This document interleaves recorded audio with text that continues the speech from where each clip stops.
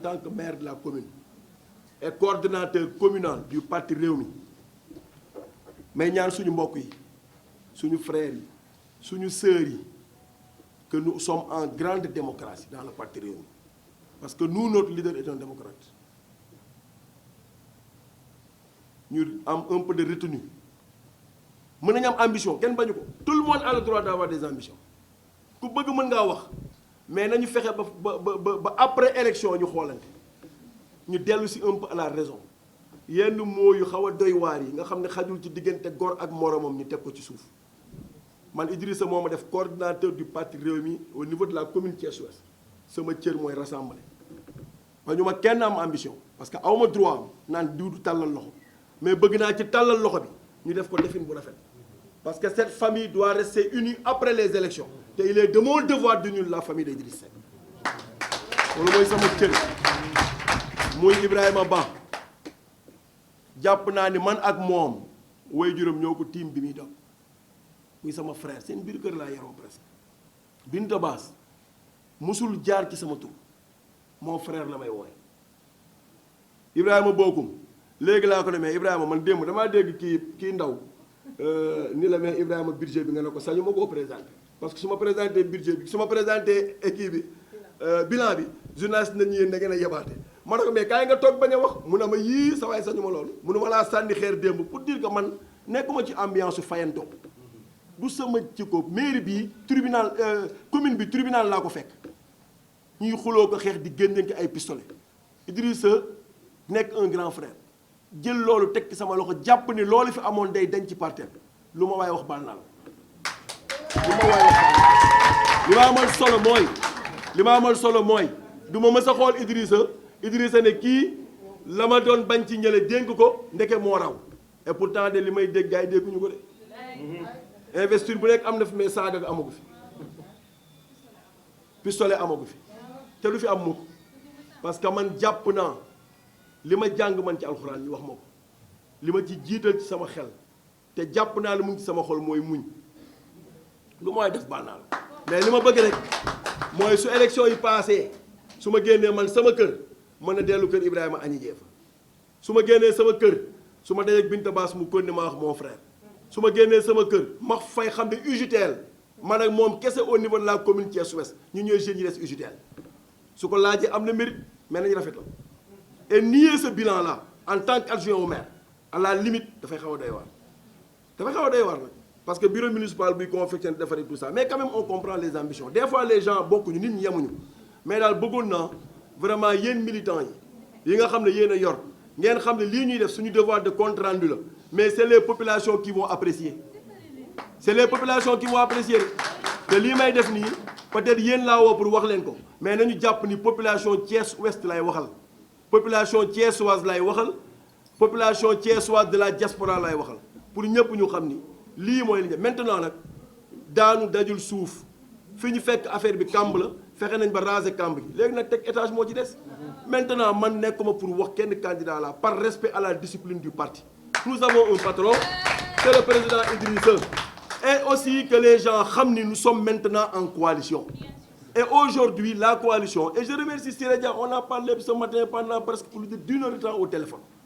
ma ne ko Siré lii jomb la man Médina Fall laa doon jàngale ba ma rombee ñu won ma kat mooy sa yaay laa xam ne raw lii mën nga ko am donc ndey yi ci lañu yar yi ci lañu mais comportement yi ci lañu nañu rafetal suñu nekkin vraiment di gërëm ñi fi daje Pa Moustapha di daje gërëm suñu sœurs yi c'est des conseillers municipaux très dévoués et le conseil municipal de la commune Thiès Ouest de Rewmi de l'APR encore je cite de tous les autres partis alliés am nañ mérite et ça je le dis ici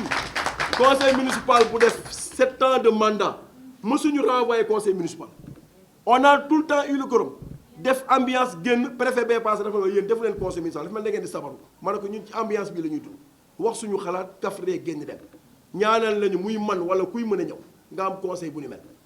maintenant nag ci biir conseil bi y en a 20 personnes qui ont été investies te mësuñu toog conseil municipal et ci ñooñu sax am na ñuy laaj mais dafa jar nag sa Thiès waaye xam ni kon ñii laajuñu pour développement bi fauteuil bi lañ soxla buñ ko soxlawul delluwaat ba ñii ñëwaat di dagan seen baat mais ñu xam ñii ñooy ñan et s'il le faut si les populations me l'exigent maintenant dans la semaine qui suit afficher le nom de tous ces conseils qui n'ont jamais été présents loolu nag daf koo jar ñu xam ni vraiment ñun loolu moo ñu yëkkati man de képp ku ma sa wax lu ñaaw baal naa la mais profitoo yedd la ci wax la ne jaru ko nañ ñaan yàlla fekkee loolu moom solo nañ ñaan yàlla fekkee man bi may ñëw di nekk maire daf maa bett léegi dama leen di wax ni ku yor Jakarta dem Idrissa Fall la maire nga xëy ñu indi L200 indi ab 4x4 ne la yii sa disposition la nekk en 24 heures Dieu a transformé ta vie en 24 heures à 18 heures quand je me rendais au conseil au cybercampus Idrissa di ma jox poste bi Aziz Mbaye moo ma yóbbu Aziz Mbaye moo ma fekk Normandie ma jógee xadaratul juma yoruma paas bu ma yóbbu foofu mu jël ma yóbbu Idrissa ma yooyu yaa maire ñetti fan ñu dem kër may mu ne jël oto ya fa nekkoon indi kan ki ne ma oto affaire yaa ngi nii xam naa fu ma jógee xam naa fu ma tool te xam naa fu ma jëm leer de donc li ma bëgg je veux apaiser les gens man ak Ablaye Diop ay Hadjibou Soumaré ay Idriss Seck ñoo bokk fi ñu jóge man sama waa koñ a ngi nii taxaw laaj leen man doomu alkaati bu retraité la pension pa bi xawoon na doy waar comme ñii yaay ji di jaay sunguf meer du ñu jox pour ñu jàngi di ci reyante ba ñu yegg si fi ñu yegg si moi j'ai pas le complexe de dire d'où je viens mais sëñ bi ku daan lijjanti dépense yàlla dimbal la nga may dépense sant ko yàlla de donc ne nit ñi dellu si un peu à la raison te yaakaar naa fi ma dëkk kenn jéppiwu ma fa ci benn affaire rek mooy respecter nit ñi xam seen devoir delloo leen ko nit ñi tam respecter la loolu. Isdor Aliou. ñaar wala ñetti laaj yu gàtt la am. benn bi mooy démb. comme ni ñu ko waxee gis nañu ay coordination yoo xam ne ñu ngi bokk ci bés. leneen 18 coordination moo fi am mais 12 ñoom ñoo teew fële démb. léegi monsieur le maire bëggatuñ ko est-ce que loolu jotul vraiment ci sur 12 coordination ne bëggatuñ monsieur le maire. est-ce que yow leeral nga ne doo candidat est-ce que jotul tey nga leeral nit ñi ne vraiment mënatuma doon candidat parce que sama légitimité peut-être permettre ma ko. deuxièmement bi nga wax ci suuf bi wax ci suuf sànq dama Alassane nga waxal nga doon contre RV mais nga conseil municipal moom du sax teew est-ce que loolu mënuñu ko reprocher parce que moom tamit le président conseil départemental te moom mooy sa leader tamit il waxoon na bu amee 62 ans ci lay mettre fin carrière politique est-ce que jàppoo ne 12 coordination yi ne monsieur le maire bu mu nekk candidat boo nekkee candidat léegi ñu gagné la est-ce que loolu tekkiwul ne yow yaa yóbbu sa leader retraite politique. merci Isdor merci beaucoup donc réponse yu gaaw lay doon mooy yi ma ci mën a tontu dinaa ko tontu yi ma ci mënul ñu xaar Idrissa ñëw Thiès tontu ko waaw na leer parce que man tontu lu may Idrissa bi jiitu mooy bu fekkee waxoon na ni à 62 ans day dem retraite politique su fekkee 62 ans daa jot dem retraite politique Idrissa est assez responsable et assez outillé pour donner une réponse à ça parce que man aussi sama diina mayu ma di tontu loo xam ne wóorum bi may jiitu mooy affaire coordination bi ñuy wax je crois que seen benn naataango journaliste moo tontu démb parce que Babacar Ndaw bu Sud FM dégg naa ko bi ñu ko waxee mu ne ki ko wax limal coordination yi mu ne ko non après esquisser question bi mu ne ko limal waxul ñii c'est des coordinateurs de kii ñi fi toog ñi ñëpp centre de vote ñi ñëpp moom lañ Abdelkader Cité Malick ñëpp ñu ngi donc man damay excuser ci yenn questions yi damay baal ñu koy wax xam nga lu tax mon frère parce que boo bëggee dara des fois booy wax doo contrôler sax li ngay wax lan la mais ba ko journaliste bi ne diw man jàpp naa ni li tax ma ne coordinateurs yi ñëw leen toog coordinatrice su femmes yi ñu ngi nii ñii ñëpp c'est des coordinatrices ëpp nañ 18 dans la salle dama leen di wax ñëw leen excepté peut-être ma sœur que je respecte beaucoup Binta Bass qui est coordinatrice te nekku fi donc tey ñoom suñu waxee nii nombre boobu ñu ngi fa je peux leen concéder mais xam nga lan moo am solo jàpp naa ni président Macky Sall ak président Idrissa du ñu basé wu ci ay ñetti coordinateurs yu wax xam nga lu tax baromètre bii tax légitimité bi ñuy wax maanaam popularité bi ñuy wax ñoom am nañ assez d'outils pour wax ni diw mii bu ñu ko jiitalee dinañ gagné wala du ñu gagné parce que nag bu ñu waxante dëkk bi enquête yaa ngi fi man def naa fi 6 ans mais est-ce que mës nañ gis population yi ku jóg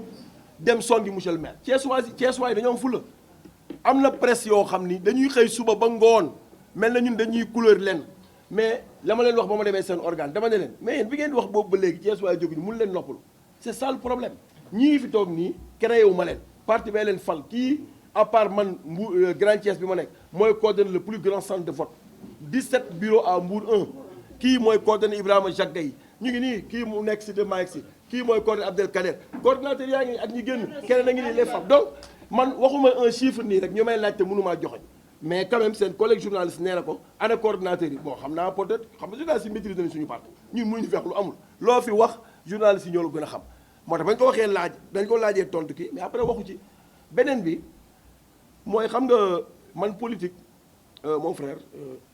mën naa la wax ni la lii moo mais man nekk ma pour wax ay diw wala ma Samba ak ma dem li tax ma tudd waa république de valeur parce que ñoom ñoo def sortie wax ci waxu suuf ma jàpp ni boo nee Thiès Ouest am na 25 hectares yu ñu bëgg a dagg dafay fulla ak fayda caméraman ni ñuy demee di filmer benn pax bu am ndox benn pax kese bu am ndox war a fendi dans 2 heures de temps nga filmer ko pour wax ni maire deful lii mais sëñ bi war ngaa am fulla jiital kooku ne kaay wan ñu zone ba fan la nekk dama ne ñetti hectares yu tegaloo fii yu takkaloo amul ci commune bi donc où se trouve ces 25 hectares mais qu'il ait l'honnêteté de le dire et que aussi ñeneen ñi am honnêteté ne leen sëñ bi kaay ñu jiital la man je suis prêt dès demain et je dis dégg fii laa ko wax je prends l'engagement de prendre la femme qui a fait la déclaration li tax ma tudd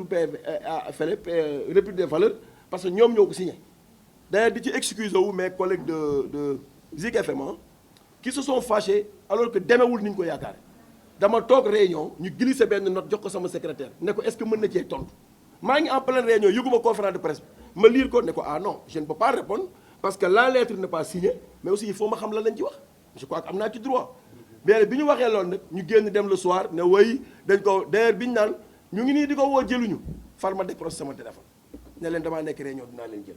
mais aussi du ma defar privilège benn presse bàyyi ñeneen parce que ñëpp c'est des collaborateurs j'attendais ce jour-là pour apporter cette clarification dama ne Thiès Ouest ba mu daj su dul toolu jàmbur ñaari hectares amu fi tout ce qui est là c'est de la forêt classée moo tax ñuy xaar déclassement bi donc par rapport au foncier vraiment li ma leen wax daal mooy Thiès Ouest mësul délibéré suuf jox ko nit sinon la délibération là moom conseil municipal la mais na dem ne délibération baa ngi nii dama ne benn régularisation moo fi am MK Excellence moo jënd suuf mun faa def station dem déposer autorisation de construire ñu ne ko du am mu ñëw pour ñu régulariser ko point barre et ça fait même pas 600 mètres carrés. yow sa leader mooy président conseil départemental mais est-ce que les charges sont les mêmes est-ce que su ma la waxee Isidore benn affaire di nga ko gëm alxuraan laa tiim ñun ñooy forcer Idrissa pour mu dugg ci liste Idrissa li mu wax bëgg na xam nga mooy lan vous avez grandi vous êtes mûr maintenant et la simple preuve Idrissa Seck toog na Paris te li may wax je le parle dans le cadre de la coalition man waxantu wu ma dama ni ñi fekke démb dualité au sommet de l'État mu ngi déparé Dakar Ablaye Wade war a dem ñun ñu déparé RTS ñi déparé Place de ñi déparé Palais ñu war a def jonction ñu ñëw la foule di scander Idrissa et Ablaye Wade était président de la République secrétaire général du PDS Idrissa bi mu ñu wooyee keroog man ak kii je ferai tout pour ne pas gêner le président Macky Sall Idrissa moo ko wax man du ma ko sosal maintenant ñu am sorti à Thiès Idrissa est allé en France la mobilisation sinon je dis que est-ce que rawul sax bi ñu def ci élection yi ce qui veut dire que ces enfants ont grandi Idrissa n'a plus besoin de venir à Thiès di wër di wax la confiance des Thiessois est encore là mais ces enfants ont apporté un plus dans le parti et c'est à nous de confirmer lors de ces élections que Idrissa à la base mais aussi nous avons apporté je te donne benn preuve laa lay jox quand je devenais d'être maire xool leen résultat élection yi on était à 641 voix entre ñun ak APR Thierno Alassane 2014 Thierno Alassane ak yëpp nekk Thiès vibre dëkk bi aujourd'hui on est à 4739 voix de différence sur 3 élections que j'ai gagnées ay chiffres laay wax donc man Idrissa li mu war a wax franchement yéen c'est ay waayam ngeen su ñëwee Thiès su ngeen toogee ak moom mu tontu ci mais wax géntam tey suba Idrissa ñëw wax leneen parce que nag dal nañu fi xam nga journaliste nañ lay wutal buzz dafa am suñu benn collègue bu génne Idrissa ne va jamais entrer dans le gouvernement 10 heures la def émission 4 heures Idrissa dugg depuis loolu je l'ai plus entendu et ces erreurs là lay bañ a commettre li ma doon wax daal mooy li ma mën a tontu naa ko tontu leneen li moom mi yor cëggal guyam su ñëwee tontu doom laay joxe tontu bàyyi su ñëwee yeggale waaye